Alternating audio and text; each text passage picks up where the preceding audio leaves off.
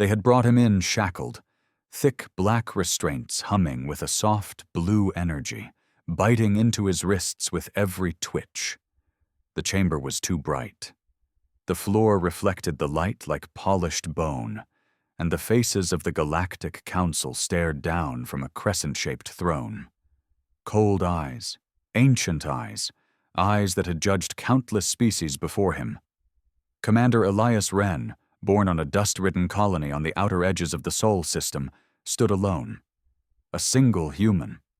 On trial. The accusation: war crimes against the Federation. His voice had gone hoarse from explaining, defending, trying to reason. But none of that mattered now. The Council had already made up their minds before he even arrived. Humanity had always been seen as a mistake, a violent, reckless species that rose too fast and reached too far. Their sudden rise in the galactic charts had rubbed centuries-old empires the wrong way. Now he was to pay for it. The High Arbiter, a towering creature of crystalline limbs and a face like shifting glass, stood and raised a claw. "This tribunal finds you, Elias Wren of Earth, guilty of crimes against galactic harmony," the voice boomed through the chamber, echoing from invisible speakers. "You are hereby sentenced to eternal stasis, to be kept in the void between stars. Your memory will be erased from all records." Elias didn't flinch. He'd already accepted he wasn't walking out alive. But then, it happened. A low hum began to pulse through the chamber, soft at first, like a heartbeat. Everyone looked around. The energy shields flickered. The shackles snapped open without warning, clanging to the ground. And the artifact, an ancient relic suspended behind the Council, dormant for thousands of years, came to life. Every race in the chamber froze. The artifact was older than their civilization itself. It had judged emperors, chosen leaders, wiped out bloodlines, and it had never once activated for a human. Until now. It hovered forward, a golden orb glowing with inscriptions in every language known to the stars. Symbols shifted across its surface like liquid light. As it stopped before Elias, it let out a single chime that made the bones in everyone's body vibrate. The Council guards raised their weapons. "Do not move!" shouted one of the insectoid soldiers, his voice cracking. But the artifact ignored them. Instead, it projected an ancient glyph into the air, a word that translated across all minds present. Bearer of Justice. The silence was deafening. Even the High Arbiter stumbled backward. The artifact floated around Elias in slow circles, as if scanning him. Then, for the first time in its recorded history, it spoke aloud. "Truth stands with this one." Panic rippled through the room. The guards didn't know whether to attack or kneel. Council members began arguing in hushed tones. Some reached for communication devices. Others simply stared at Elias like they were seeing him for the first time. Elias looked down at his hands. The shackles lay broken at his feet, and a faint golden glow traced the veins in his skin. "What the hell is going on?" he muttered. No one answered. The artifact turned once more to the Council. "You judged falsely. You betrayed the balance. This one is not the criminal, but the witness." The High Arbiter's voice wavered for the first time. "This is not possible. The records were altered," the artifact interrupted. "He did not destroy the Zaran system. He saved it. From you." Gasps broke out. One of the smaller council members collapsed. Elias blinked. He hadn't told anyone what really happened on Zaran. The truth had been buried under classified reports and corrupted files. No one believed him. No one even cared. Until now. The artifact floated back to him and released a pulse that forced the guards to drop their weapons. It hovered inches from his chest, and the glow in his veins pulsed brighter. "You are chosen," it said. The council will answer for their lies. Elias stepped forward, his voice finally steady. Looks like I'm not the one on trial anymore. For the first time since he entered that blinding, bone-white chamber, Elias Wren felt the weight of fear lift off his shoulders, not because he was safe, but because they were afraid now. The council, the guards, the galaxy's most powerful rulers who had just moments ago condemned him to eternal stasis. Now, they stared at him like he was something ancient and terrifying. The artifact hovered beside him, humming softly like a dormant engine waking from a long sleep. Every few seconds, it would pulse, light rippling outward in slow, concentric waves, brushing against the walls, the ceiling, the trembling knees of the council members. You were warned, the artifact intoned again, this time louder. Judgment is no longer yours to give. The High Arbiter stumbled forward, transparent limbs flickering in confusion. The human, he was the only survivor of Zaran Prime.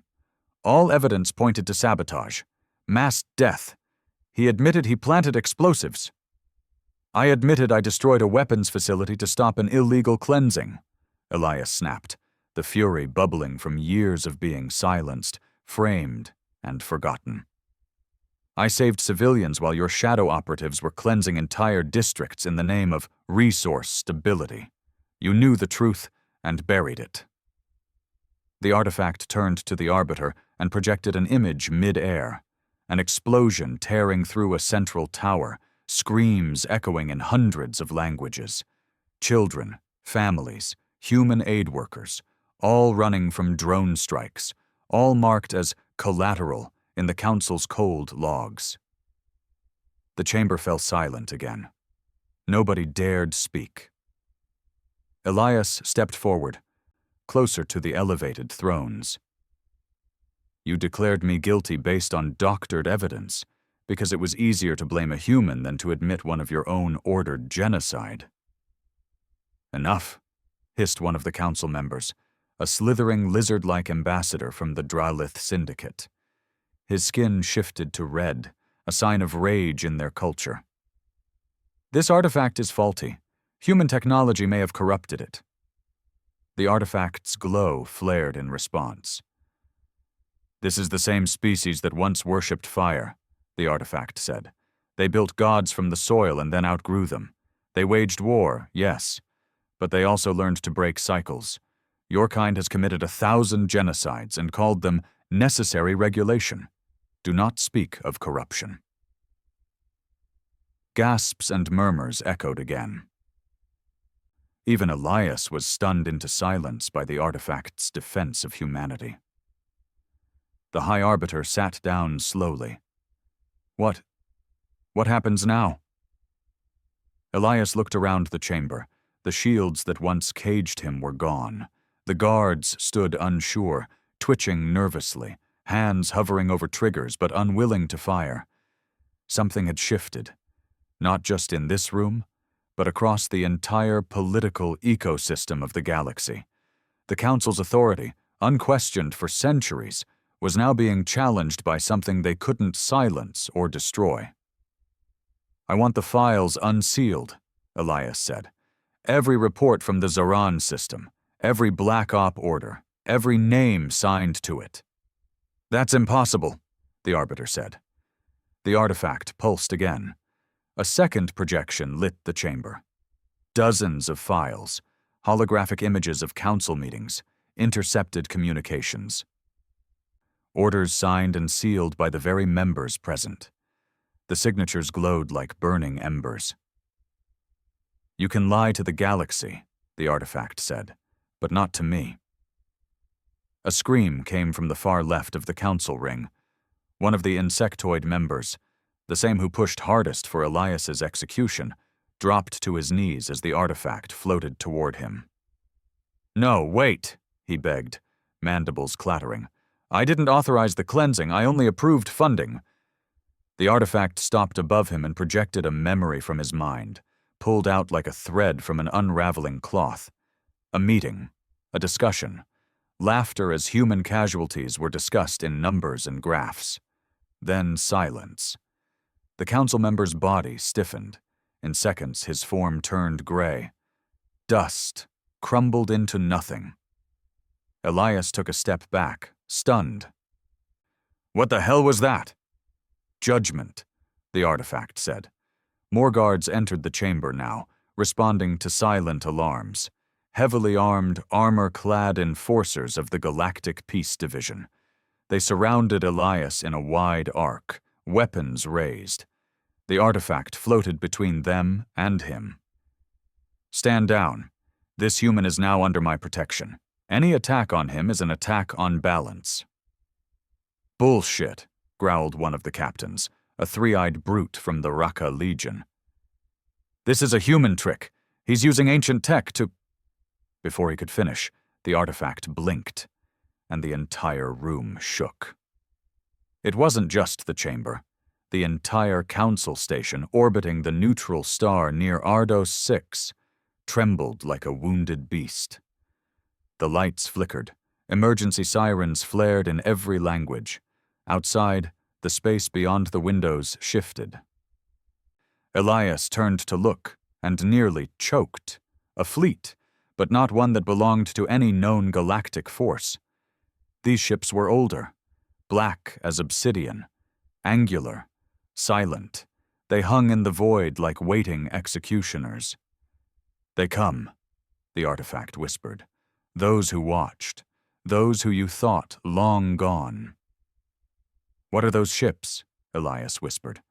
The artifact pulsed again. "The architects, the first witnesses. They built the original code of judgment. They were erased from history by this council." A shockwave of fear rippled through the council. The High Arbiter stood again, panic radiating through its crystalline body. "No. No. They were myths, destroyed in the devouring wars." "You erased them because they questioned you," the artifact said. "Now they return to restore balance." Elias stared at the fleet, his chest tightening. "Are they here for me?" "They are here for justice."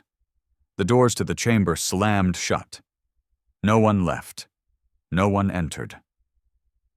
Elias turned back to the council. "You had a chance to make things right. I spent 3 years rotting in a cell for saving lives. You made me out to be a terrorist to protect your image. I begged for truth, for transparency, and you called me a liar." "You're still just a human," snarled the Dralith ambassador. "A savage pretending to be noble." Elias's fist clenched. "Then let's see what a savage does with the truth." Suddenly, the artifact dimmed. For a moment, everything was still. Then it projected one final symbol into the air. A glowing sigil that appeared in the minds of every being across the galaxy. News streams buzzed. AI feeds lit up. From the minds of Cypher 2 to the crystal gardens of Even Prime. Every species paused as the message echoed in their thoughts. Justice reawakens. Truth will no longer be silenced. And below that, Elias Wren, bearer of justice.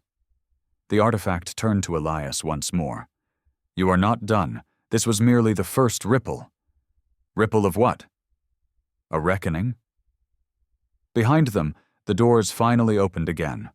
But this time, the ones who entered weren't soldiers.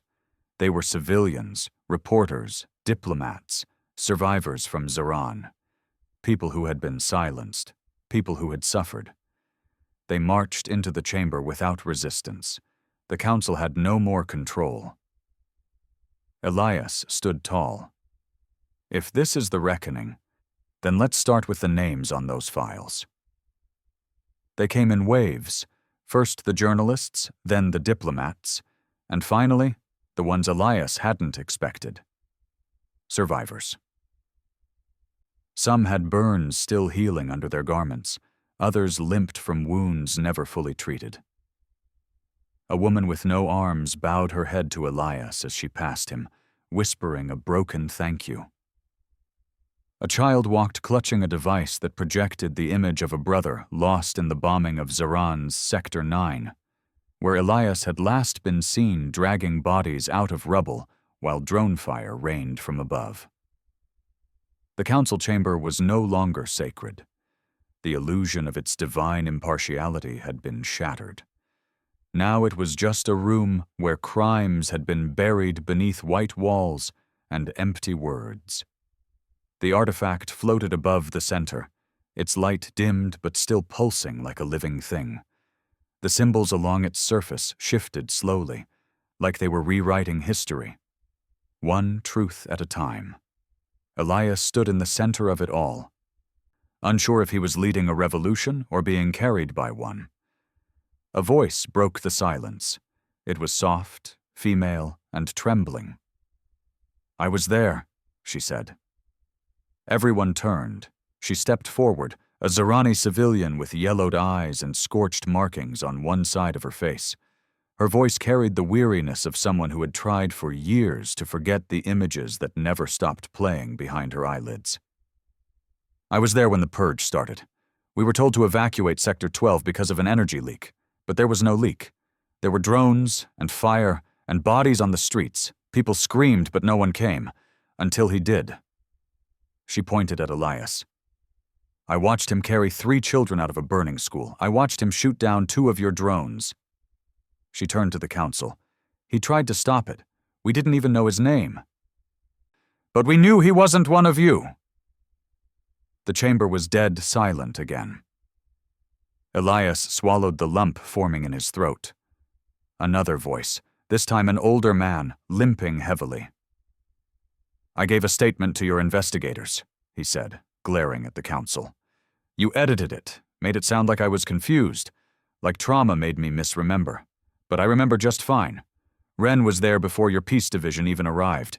He had blood on his uniform, carrying civilians while your ships circled overhead." The High Arbiter's crystal face dimmed slightly. "These are anecdotal claims, not admissible in official hearings." "Shut up!" someone shouted. Gasps echoed.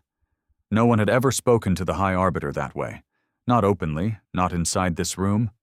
It was a young reporter, barely into her 20s by the look of her, with a live stream lens hovering over her shoulder, transmitting everything.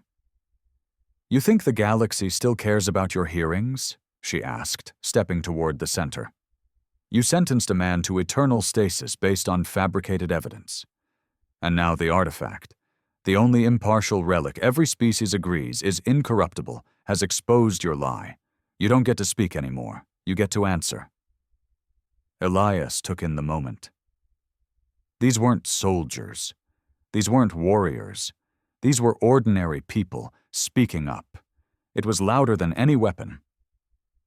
The artifact began rotating slowly again, then pulsed a command that projected the files Elias had demanded earlier.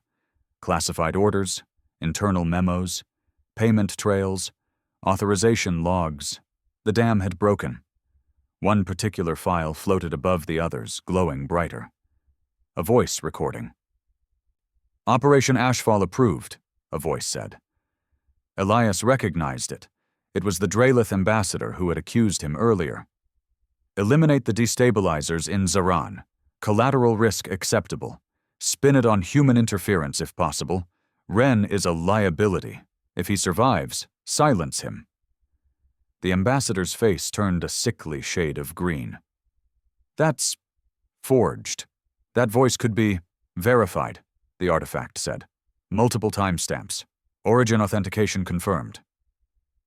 The Draelith ambassador slumped into his seat, defeated. Elias exhaled slowly. It had taken years. Torture, isolation, the feeling that no one would ever know what really happened. And now, one by one, the truths he bled for were flooding into the open. He turned toward the council. "You called my species reckless, primitive. But it wasn't a human who ordered children to be burned alive. It wasn't a human who covered it up." The High Arbiter stood once again, quieter this time. "There must be balance," it said. "We cannot allow this to spark chaos. 100 systems rely on the stability of this council. Elias walked forward until he stood just below the crescent-shaped ring of thrones. You lost the right to speak of stability the moment you traded lives for silence.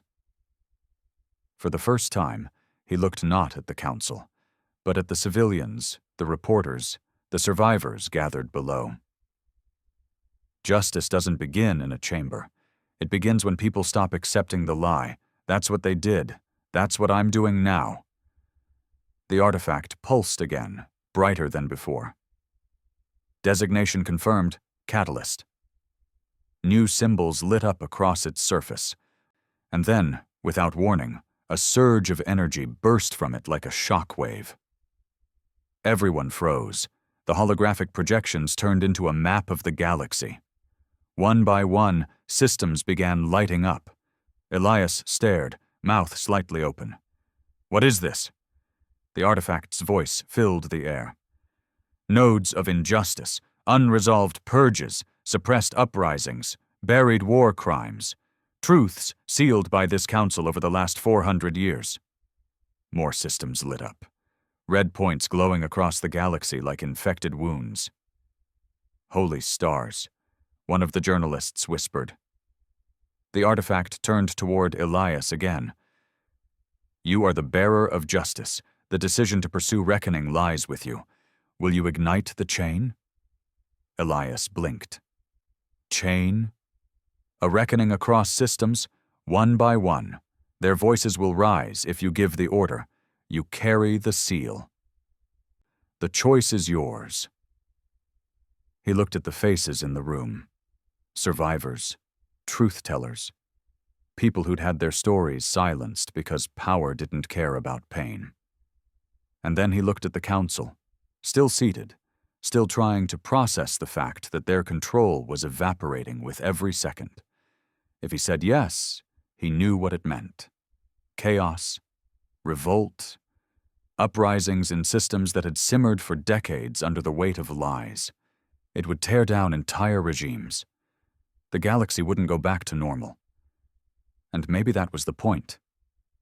He looked down at his hands, still human, still scarred, still shaking from years of war and loss and betrayal. But now, they glowed faintly with the golden signature of the artifact's power. I didn't survive this long just to walk away, he said softly.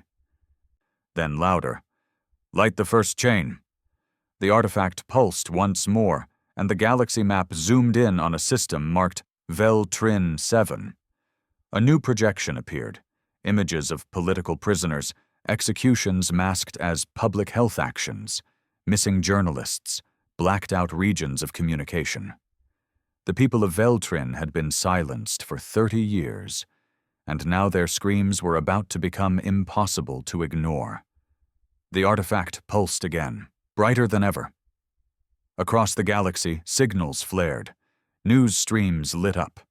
Subspace frequencies buzzed with the voice of the artifact, declaring the rise of the first chain. Elias stepped back, a heavy breath escaping his lips. He felt the shift, the momentum. The tide was turning, and he was no longer a prisoner, no longer a scapegoat. He was a symbol, and that scared him more than anything.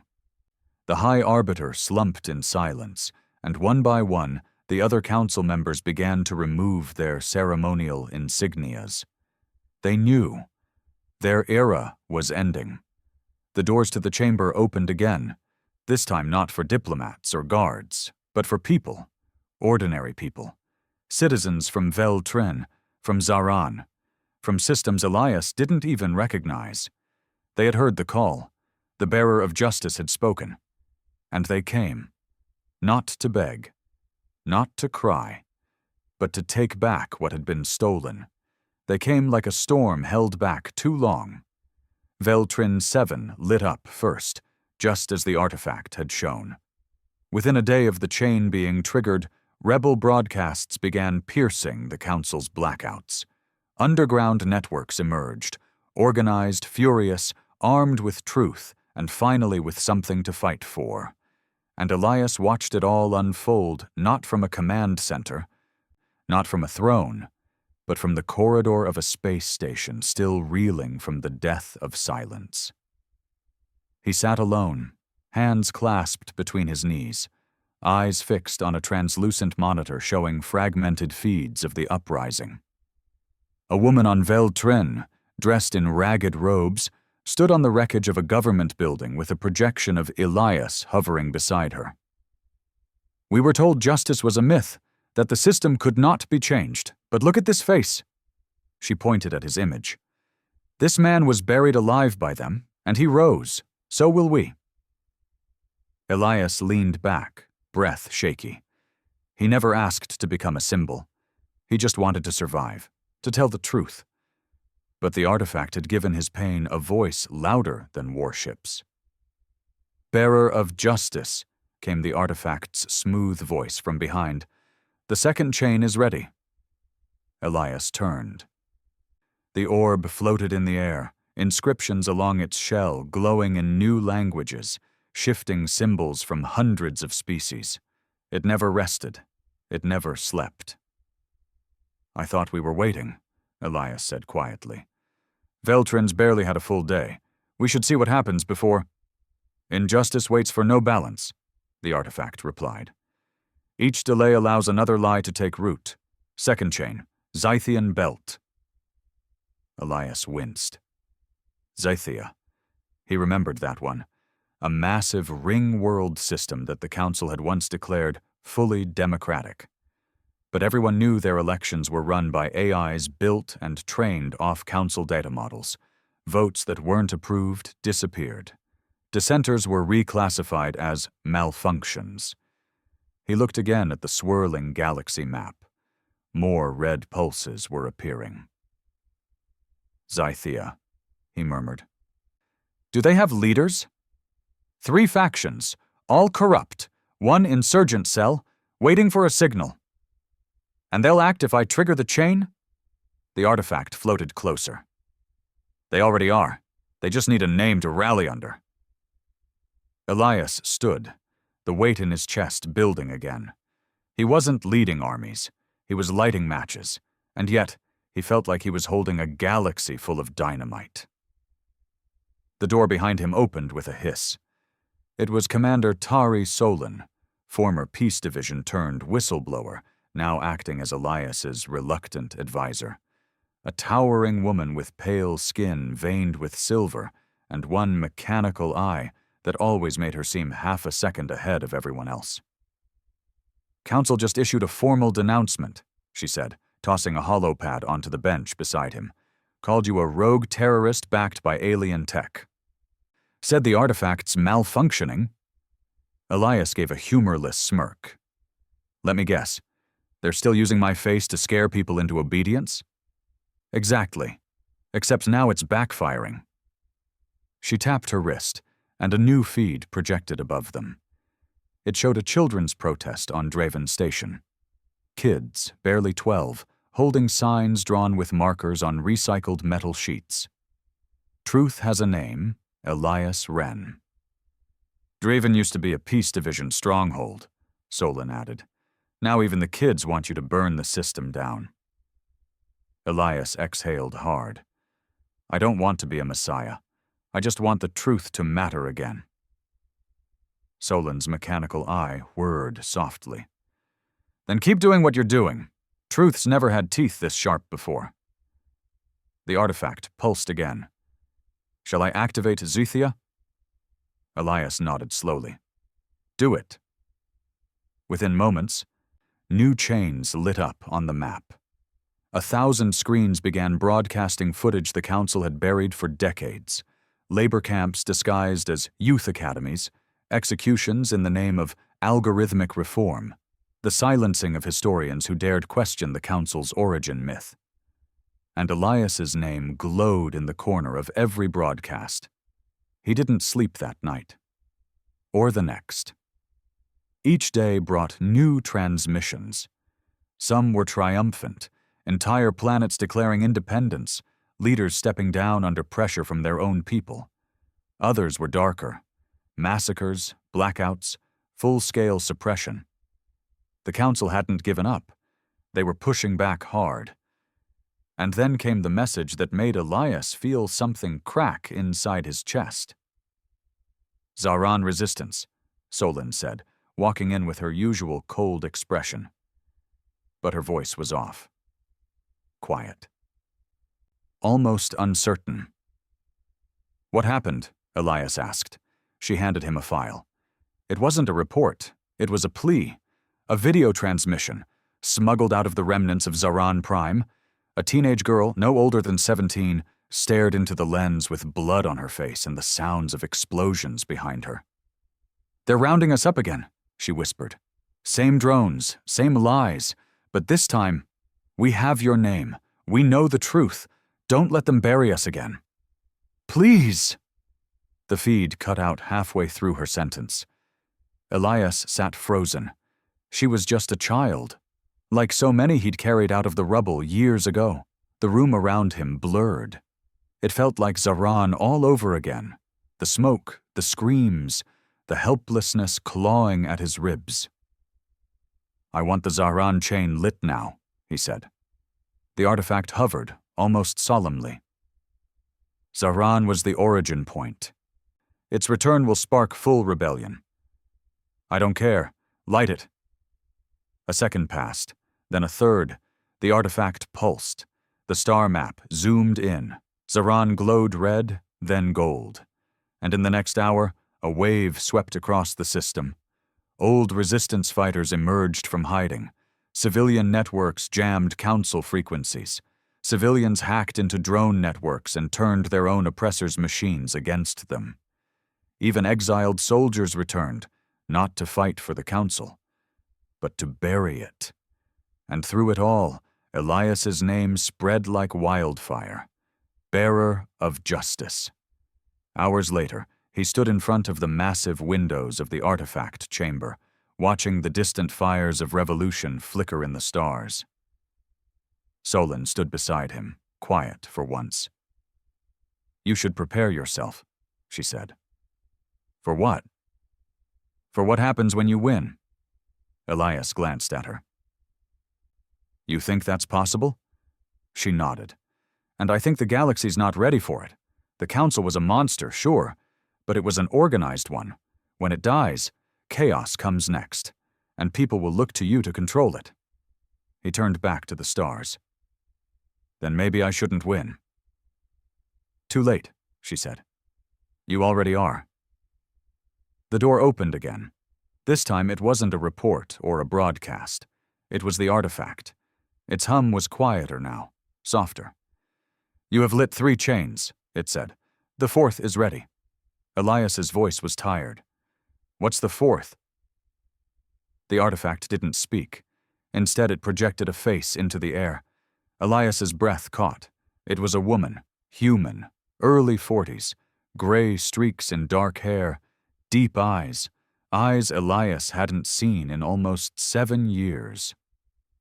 "Commander Mara Lin," the artifact said. "Presumed dead." "She lives." Elias stepped forward, heart pounding. "Where is she?" "On Eridan, Council custody. Classified as strategic threat. Alive, for now." Elias stared at the image. Mara Lin had been his commanding officer during the Zaran mission. His mentor, the one who had ordered the original extraction and stayed behind to hold the line. Everyone said she died in the last wave, but she hadn't. They had her. The artifact glowed brighter than ever. "4th chain is personal. Will you ignite it?" Elias didn't answer. Not right away. He looked at Solon, at the galaxy map, at the thousands of systems already waking up, and finally, at the face of the woman who once taught him that duty didn't mean obedience. It meant doing what was right when everyone else was silent. He closed his eyes, then said, "Light it." The skies over Eridan Prime weren't natural anymore. They pulsed with the dull red glow of an artificial atmosphere, a manufactured haze that blanketed the massive megastructures stretching across the planet's horizon.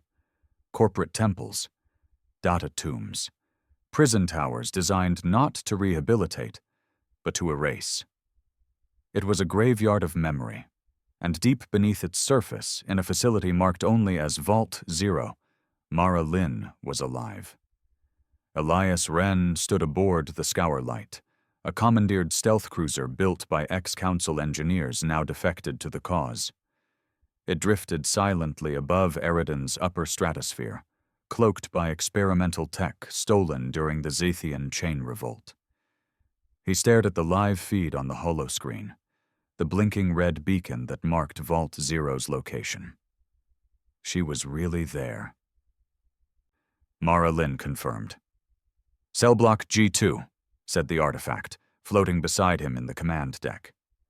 "Vital signs declining, neural degradation detected, cognitive suppression drug levels exceeding critical thresholds." Elias felt his stomach tighten. "They're breaking her. She holds key intel. Council deemed her memories volatile. If she dies, so does evidence of Protocol Cinder." "Protocol Cinder," he whispered. The last operation on Zaran, the one Elias had always suspected was never about peacekeeping, the one the Council blamed on human recklessness.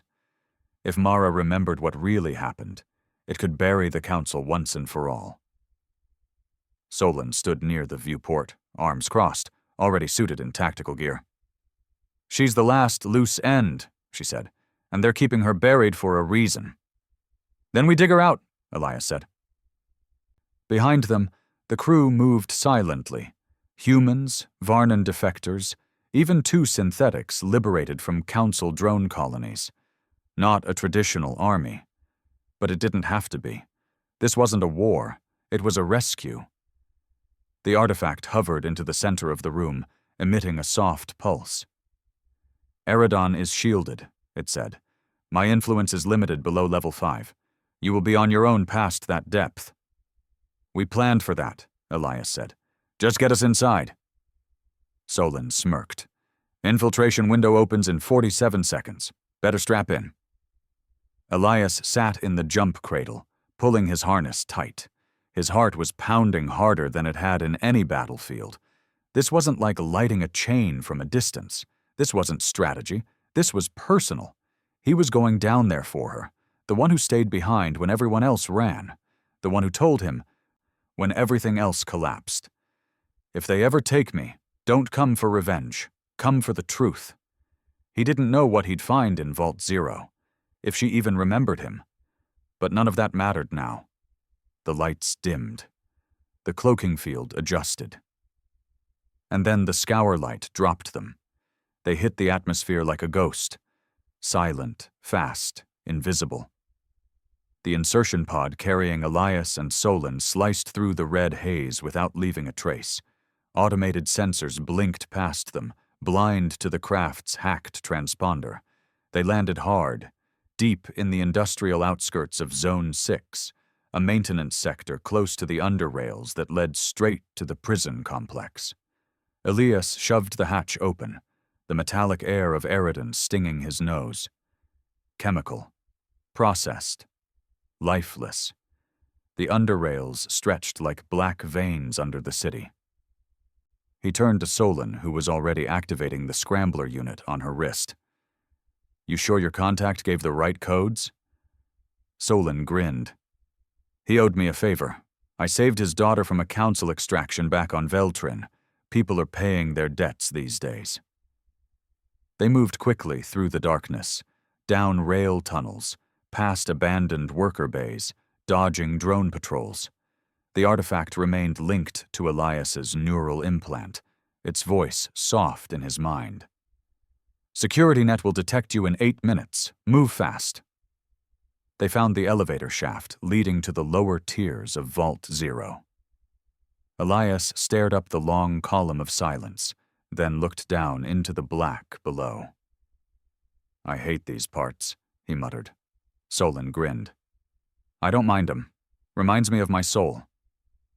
They descended on zip lines, silent and fast. Elias's muscles burned by the time they landed on the grated platform of level 5. Ahead was the checkpoint, the last one before the facility's black core. 2 guards, 1 drone, standard issue, too slow.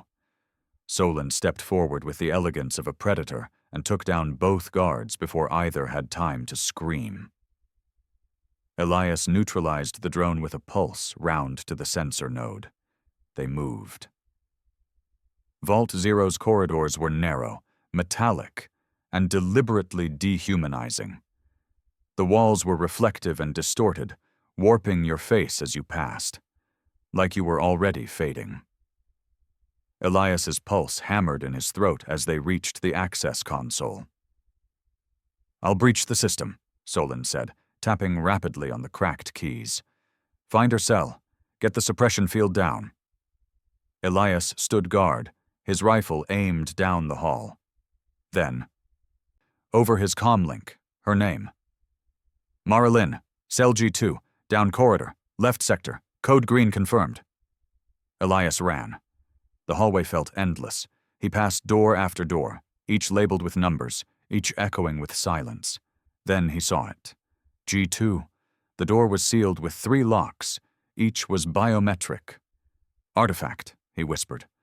A pulse lit up in his head. One by one the locks snapped open. The door hissed. Elias stepped inside. And there she was. Mara Lynn, bound to a reclined chair, IV lines in her arms, her face pale and sunken but alive.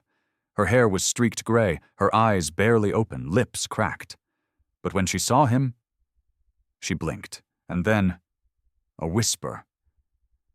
"Ren?" His throat locked up. "Yeah," he said. "Yeah, it's me." Her lips trembled. "Took you long enough?" Tears blurred his vision. He rushed to her side, tearing out the IV lines, catching her as her body sagged into his arms. "You're okay," he said. "You're okay now. I've got you." She coughed. "Still dramatic, huh?" Elias laughed through the tightness in his chest. "Shut up." "Did they—" Her voice cracked. "Did they find the reports? About Protocol Cinder?" "Not yet. But you will tell them." Her eyes closed again, and for a second, he thought she slipped away. But then she whispered, "Then they're really done." He helped her to her feet, wrapping her arm over his shoulder. Solon's voice came through the comms. "Security breach detected. You've got 6 minutes. Multiple hostiles inbound." They ran. The escape was chaos. Drones dropped from the ceiling. Sirens screamed. Artificial gas hissed into the corridors, and the building trembled as internal lockdown systems kicked in. Solon cleared a path, covering them with sniper bursts and concussive grenades. Elias held Mara tight, half carrying her down twisting corridors as the artifact shouted through his mind, "Left turn, stairwell, emergency shaft, move, bearer." They reached the final lift shaft. Solon dove in first, blasting the magnetic lock. Elias followed. Mara slumped against him, barely conscious. As they rose through the shaft, bullets pinged off the metal below. Then, sunlight. Not real sunlight, but the filtered, red-stained glow of Eridan's skies. They breached the surface. The scour light uncloaked above them, lowering cables. The crew grabbed them mid-air and pulled them aboard. Elias collapsed to the floor, still holding Mara. She was breathing. She was alive. The artifact pulsed in the ship's core chamber. "Fourth chain complete," it said. Elias leaned back, eyes closed, arms still wrapped around his former commander. And he smiled. Because this wasn't just a rescue. It was proof. She had the memory, the knowledge, the name of the architect behind the Zaran purges. And with that name, the entire council would fall. The scour light drifted in orbit above Eridan, silent and cloaked, its hull still warm from the friction of the extraction. Inside, Elias sat beside Mara Lynn's medical pod, his fingers resting against the glass as she lay unconscious, healing slowly under the ship's care systems. Tubes ran from her arms, and soft green lights blinked above her like slow heartbeats. He hadn't left her side in hours. She had slipped into a coma shortly after they'd gotten her aboard, her body collapsing under the trauma, the drugs, and 7 years of torture. But her brain was still active. Still full of data the Council had tried so hard to erase. And now, thanks to the artifact, it was being retrieved. Behind him, a soft hum grew louder, the familiar buzz of the artifact's arrival. The golden orb floated into the medbay, glowing with deep indigo threads across its surface, meaning it was processing higher memory data. "She carries the record," the artifact said softly. "Her mind is fragmented but intact." Elias didn't turn. "Can you restore it?" "In time." "What about Protocol Cinder?" "She remembers its origin, its architect, its execution." Elias stood and faced the artifact. "Then tell me, who ordered it?" There was a pause. Then, slowly, a single name appeared in the air, written in ancient glyphs and modern script alike. Kalen Vore. Elias's eyes widened. He knew that name. Everyone in the military did. Kalen Vore had once been the director of Council peace operations, retired quietly 6 years ago, officially honored, quietly vanished. "Impossible," Elias whispered. "Vore was just an administrator. He was the one who ended the Zahran occupation. He testified against continuing military action." "False legacy," the artifact said. "He engineered Protocol Cinder from inception to cover up. Zahran was a live test." Elias felt like something cold had slipped into his chest. Vore was untouchable, shielded by the myth of moderation. Even Elias had once respected him. Now he realized that the man had built his reputation not in spite of bloodshed, but because of it. "Where is he now?" The artifact pulsed again. "Coordinates located. Vore resides in protected sector. Kistra 9. False identity. Enforced by ex-Council private security under the Aegis Protocol." "Kistra?" Elias nearly laughed. "That's a diplomatic safe zone. He's hiding in a luxury dome while the galaxy burns." "Yes." Elias turned away, rage beginning to pulse in his jaw. He clenched his fists. All the uprisings, all the protests, all the chains he'd lit, and the one responsible had been sipping fine syntha wine behind a security wall the entire time. He was the eye of the storm. Solon entered the medbay, already armored, eyes sharp. "You saw it?" Elias nodded. "Then we move," she said. "No, not yet." Her brow twitched. "What?" He looked at her. "We don't just kill Vore. We expose him completely, not just to rebels, to everyone." Solon crossed her arms. "You think a man like Vore hasn't planned for that? He's already scrubbed clean. His records are curated. His legacy bulletproof. You'll need more than Mara's word." "I'll have it," Elias said. The artifact extracted more than her memories. It pulled the command signatures, Vore's voice, his retinal ID. He turned to the orb. "Tell me you have that." The artifact glowed brighter. "Confirmed. Full authentication data retrieved. You possess the final piece." Elias frowned. "Me?" "Your testimony. Your memory of the fallout. Your exile. It completes the timeline." The room went quiet. Solon looked between them. "So what's the plan?" "We break the dome," Elias said. Kistra 9 was a planet built to forget pain. Floating gardens, climate bubbles, glass towers that shimmered like diamond veins beneath pink clouds. It was where old diplomats went to disappear, where former warlords were rebranded as strategic advisors. It was a sanctum of lies.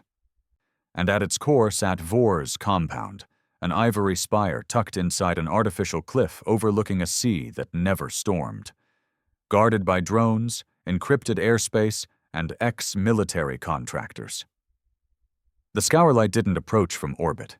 It rose from the waters. Disguised as a research vessel, it drifted into the private docking bay under forged signals and stolen access codes. The moment they docked, Solon, Elias, and a strike team of 4 exited through the cargo bay, blending in with maintenance crews. "Security override in 3 minutes," the artifact whispered through Elias's comm. They moved fast. The halls of Vor's private residence were filled with art from dead cultures. Relics stolen under the guise of preservation. A sword from the Kar rebellions. A sculpture from a planet now dust. It all made Elias sick. They passed the final checkpoint, disabled quietly by the artifact, and entered the core vault. Vor was there, alive, smiling, holding a glass of red. "I expected you sooner," he said. Elias raised his weapon. "Don't." Vor didn't flinch. "You think I'm afraid to die? I think you should be afraid of truth." Vor chuckled and stepped closer. "You're already a symbol, Ren. Why not stay that way? If you kill me, they'll make me a martyr for peace, a fallen diplomat slain by a violent revolutionary. That's how these things work. I'm not here to kill you." That made Vor pause. "No?" he asked, genuinely surprised. Elias stepped forward and dropped a small black sphere onto the floor. A recording device, then another, and another. Within seconds, the room was surrounded by dozens of floating drones, transmitting to every system touched by the artifact. Across rebel networks, civilian channels, even council-controlled media feeds that couldn't stop the override. Elias stared Vor in the eyes. "You're going to confess," he said. "To everything." Vor sneered. "You think I'll just give it to you?" "I don't need you to give it. I just need you to speak long enough for the artifact to match your voice print to the Cinder orders. And you will speak." Vor stepped back, lips curling. "You don't know what you're doing." Elias stepped closer. "No, I know exactly what I'm doing. I'm tearing out the lie you built from the inside." Vor raised his voice. "You think your truth changes anything? The galaxy needs order. Someone has to choose who lives and who dies. You think letting every species decide their fate ends well? They'll eat each other alive." Elias smiled sadly. "Then let them. At least it'll be real." The artifact hovered forward, and with a blinding pulse, it activated. Vor's face froze. He couldn't move, couldn't speak.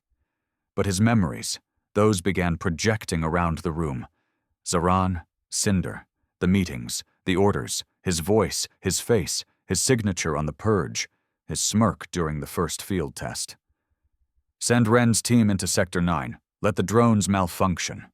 We'll frame him afterward. The people will believe anything once they're afraid." The images streamed live across the galaxy. The truth, bare and ugly, could no longer be denied.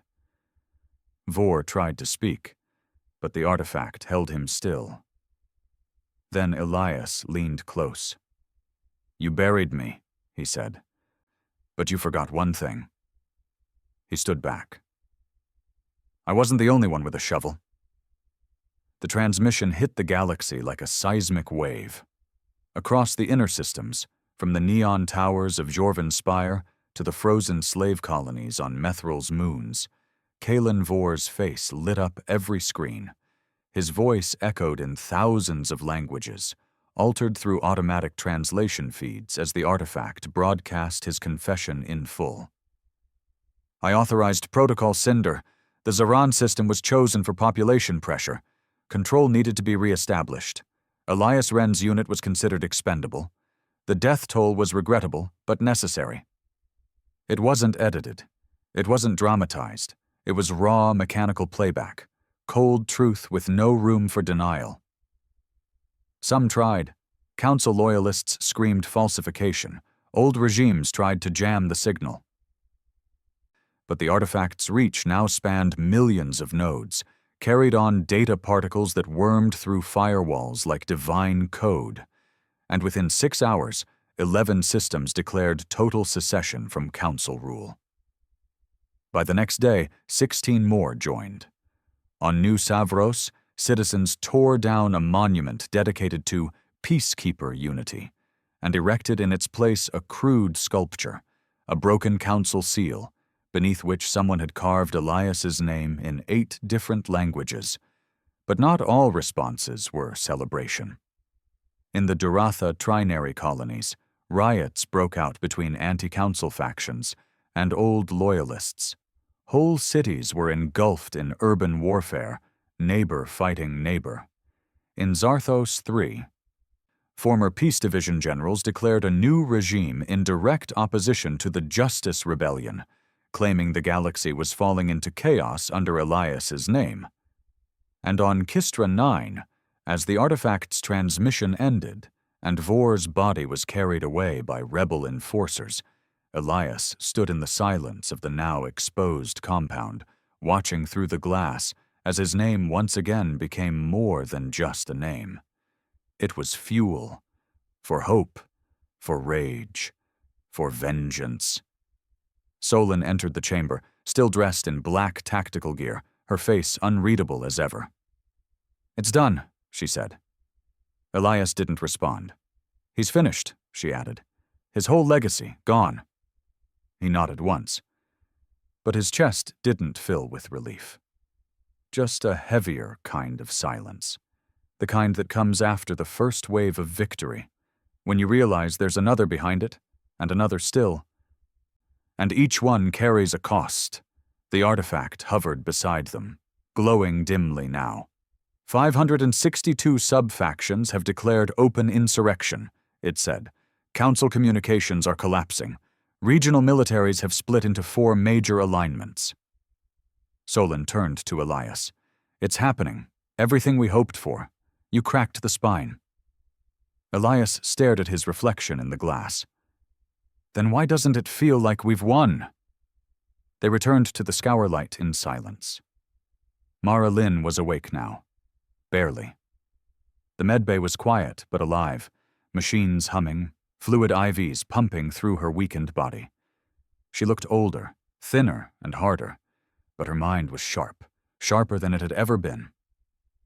Elias sat beside her, hand on hers. "You did it," she rasped.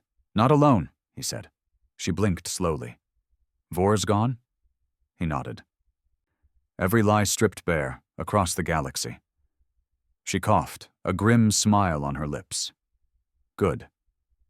Then her expression darkened. "But you know it's not over, right?" "I know.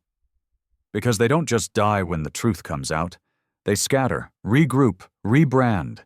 Every system you free will get hungry for power again. Every leader you inspire will start thinking they deserve more. This fight doesn't end with the truth. It begins with it." Elias closed his eyes. "You think I haven't felt that already?" She squeezed his hand. "Then remember it, because they're not afraid of you anymore. They're afraid of what you've made possible." He nodded again, barely whispering. "I didn't want to become this." "I know." Her voice softened. "But the galaxy needed someone who did." 3 days passed. 3 days of chaos. Council planets burned. Supply lines collapsed. Entire economies imploded as system governors abandoned old alliances and tried to build their own. The artifact remained strangely quiet during those days, hovering in its chamber, dimmer than usual, pulsing with subdued energy. Some speculated it was calculating. Others believed it was waiting, watching. Elias used the time to meet the newly forming coalition leaders, factions rising from the ashes of rebellion. Some were just, some were hungry. Many saw Elias not as a man, but as a symbol, a thing to point at when they needed obedience. He began to understand what Mara meant. Then came the message that shattered what little stability they had left. The Scourlight's comms officer, an ex-council broadcast interceptor, burst onto the bridge with panic in his eyes. "New transmission," he said. "Encrypted. Off-grid source. It's not ours." The holoscreen flickered, and then a familiar face appeared. Kalen Vor, alive, stripped of his grandeur, blood staining the corner of his mouth, bruises on his temple, but alive. "Elias Wren," he coughed. "I know you're watching. I don't have long." The background was dim, likely a prison cell or off-world transport. "But before they kill me, you should hear this. You didn't stop the council. You just broke the glass. What's coming now is worse." He laughed bitterly. "You think you've freed them, but all you've done is unleashed them. Do you think systems ruled by fear know what to do with freedom? They'll eat themselves? They already are. And you'll be the one they blame." The screen glitched, but his voice kept playing, repeating. "You'll be the one they blame." Elias stared at the screen, frozen. Mara was right. So was Vor. This wasn't over. This wasn't even justice anymore. This was a collapse. And now the galaxy expected Elias to hold it all together with a name and a legacy he never asked for. That night, Elias stood alone in the artifact chamber. The orb floated before him, pulsing low and slow, as if mourning. "Did I do the right thing?" he asked. The artifact did not answer immediately. Instead, it projected a sequence of images into the air. Dozens of faces. Children laughing in the streets of Zaran, civilians voting in Zethea. The elderly woman from Vel Trin, hugging her granddaughter after the last drone was shut down. Then it showed images from elsewhere. Bodies in the streets of Duratha. Warlords declaring new empires. A planet, the name blurred by the chaos, falling under a new tyranny. Its banner showing Elias's face beside the word purity. He stepped back, shaken. What is this?" The artifact's voice was soft. "Reckoning does not choose sides. It reveals. What comes after depends not on justice, but on power." Elias shook his head. "Then what was all this for?" "For truth," the artifact replied. "But truth is not peace. Truth is fire." Elias dropped into a chair, exhausted beyond words. "Then give me one answer. Ask. Do I keep going, or stop now? Walk away before I burn it all down?" The artifact hovered closer, its light warm. "That is not my question to answer." Elias closed his eyes, and for the first time in weeks he was silent. Elsewhere, in the outer rings of Noraline space, a signal pulsed quietly through a dormant relay. A council failsafe, long forgotten. The message was brief. "Artifact compromised. Justice protocol breached. Commence phase Omega." In the dark, something ancient stirred, something not from this galaxy. And it was watching Elias Wren, waiting for the bearer of justice to finish what he started, or to fall before he could. The signal echoed through the void for exactly 19 seconds. It bounced from dead satellites to dormant black box arrays hidden across the old council's deep space infrastructure. Beacons that were never listed in the official schematics. Long range, off-galaxy, buried beneath protocols so ancient that not even the artifact recognized them immediately. When the last repeater node blinked out, a reply came. Not in words, not even in a language, but in a sound, low, rhythmic, pulsating through frequencies no known species used anymore. And then, silence. But the scourlight trembled. Elias Wren stood on the observation deck as the stars outside flickered unnaturally. It wasn't visual, it was felt, like something was folding space just beyond what the eye could see. The artifact floated beside him, glowing a color it had never shown before, charcoal gray shot with veins of deep blue. Alarm. "Something's coming, isn't it?" Elias asked. The artifact pulsed once. "Yes." "What is it?" The voice came after a long pause. "The ones who wrote the first judgments." Elias turned, tense. "You mean the architects? I thought they were wiped out millennia ago." The artifact hovered slowly, as if cautious. "No, the architects were only messengers.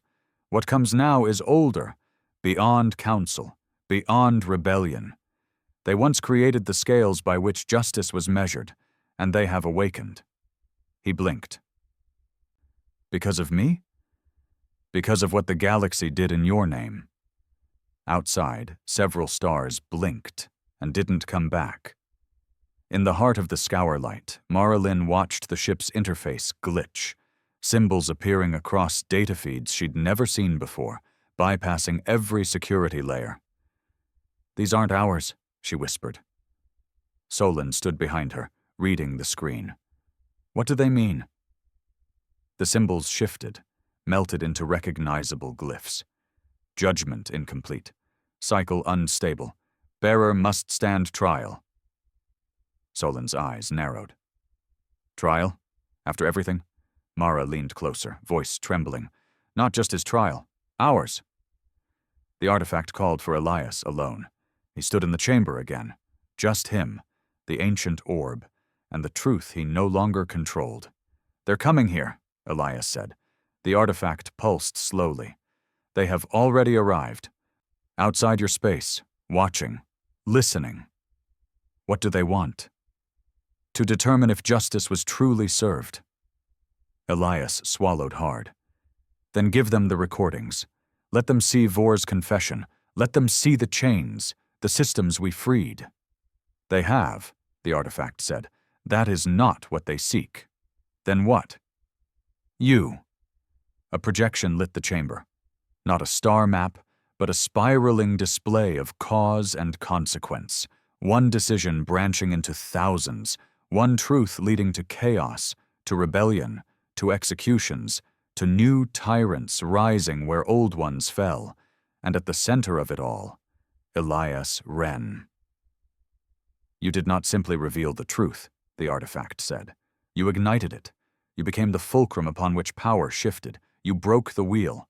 And now everything's falling apart," Elias finished. He turned away, fists clenched. "They're going to kill me, aren't they? These first judges, or whatever they are. They want to erase me." "No," said the artifact. "They want to see you." The walls darkened. Light bent, and suddenly Elias was not on the scour-light anymore. He stood in a white expanse. No walls, no ceiling, no ground, just space and light, stretching forever. Before him, 3 figures emerged, not solid, but silhouettes of shifting energy. Each radiated silence like gravity. One burned like a dying star. One shimmered like glass under pressure. The last one was completely dark, pulsing with unreadable motion. Elias couldn't speak. He didn't need to. They were already inside his thoughts. "You declared justice in our name," one of them said, their voice echoing like a memory. "But truth without wisdom breeds suffering," said another. "And justice without mercy becomes vengeance," the last whispered. Elias stepped forward, unsure if his feet touched anything at all. "I didn't ask for any of this," he said. "But you accepted it," the 3 said as one. "You don't understand," Elias said. "The galaxy was drowning in silence. People were begging for something, anything that felt real. I lit the first match, and yes, things broke. But they had to break. The council was never going to step down. The lies ran too deep." The Dark One stepped forward, its presence colder than vacuum. "And now warlords rise in your image. Cities burn under your face. Children fight over what your justice means." Elias hesitated. "Then what was I supposed to do? Let them keep killing? Let Vor become a god while Zaran's ashes cooled?" "You were supposed to carry truth, not become its weapon." Those words hit harder than a bullet. Elias stumbled back. I just wanted people to be free." The starlit figure stepped closer, warmer now. "Then make them free." The darkness faded, the light dimmed, and Elias was back aboard the scour-light, gasping like someone who'd been underwater too long. Solon caught him as he nearly fell. "What the hell happened?" she asked. "They judged me." And? He looked up, dazed. They're giving me a choice. It came down to this. The artifact hovered in the center of the war table, around which Elias, Solon, Mara, and the rebellion's senior leaders stood. The galaxy was in chaos. Systems demanded leadership. Factions wanted unity. Many, too many, wanted Elias crowned as some kind of high arbiter, a symbol made sovereign. He could bring order. He had the voice, the reach, the legitimacy. But with that came the very thing he had destroyed: control. Elias stood silent as the artifact displayed two paths. One, Elias would accept the mantle. He would become the new voice of justice. The systems would unify behind him, and order would return, under his rule. Not as a tyrant, but as a benevolent figure. A necessary evil, many argued, to stabilize the chaos. 2. He would vanish, refuse power, let the systems shape themselves, let the people take their futures without his name shadowing every decision. The galaxy would fracture longer. The rebuilding would take decades. But it would be real. Solon placed her hand on his shoulder. You already know what you're going to do. He nodded, then stepped into the center. I'm not a leader, he said. I'm not a ruler, I'm not a god. I was just the one who got out. The one who wouldn't shut up. He looked at the others, eyes heavy. If I stay, this becomes another throne. If I take the power, even with good intentions, I become the thing we fought. A better prison is still a prison. He turned to Mara. She nodded, understanding. I'm leaving, Elias said. You can't, one of the resistance leaders started, but Mara silenced him with a raised hand. Elias looked at the artifact. Erase me. The room froze. The artifact pulsed. Confirm request. Global neural delinking. Legacy severance. Symbol decoupling. Confirm it, Elias said. No one will remember your name, the artifact warned. Not fully, not clearly. You will become myth. Good, he said. That's all I ever was. The Scourlight left orbit 2 days later. No one knew where Elias went. Some said he vanished into deep space. Some believed he was taken by the first judges. Others believed he died on a remote moon, building schools with his bare hands. But across the galaxy, things began to heal. Not through him, but because of what he'd started. And in the ruins of the Council, something new grew. Slower, fragile, but real. Not justice from above, justice from within. The artifact was sealed beneath the neutral planet of Vatrax, hidden from power-hungry hands, guarded by the people. It never glowed gold again, until one day, far in the future, a child touched its surface, and it whispered, "Truth waits."